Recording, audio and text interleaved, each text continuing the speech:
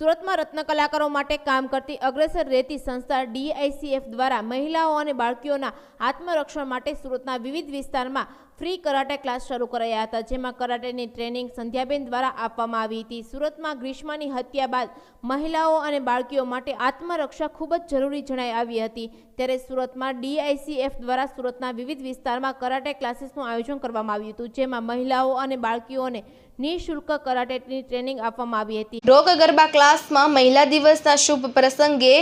કરાટેની ફ્રીમાં તાલીમ અને માર્શલ આર્ટના ક્લાસનું ઉદ્ઘાટન કરવામાં આવ્યું છે, જેમાં દરેક માતા અને બહેનોને ફ્રીમાં કરાટે અને માર્શલ આર્ટ શીખવવામાં આવશે।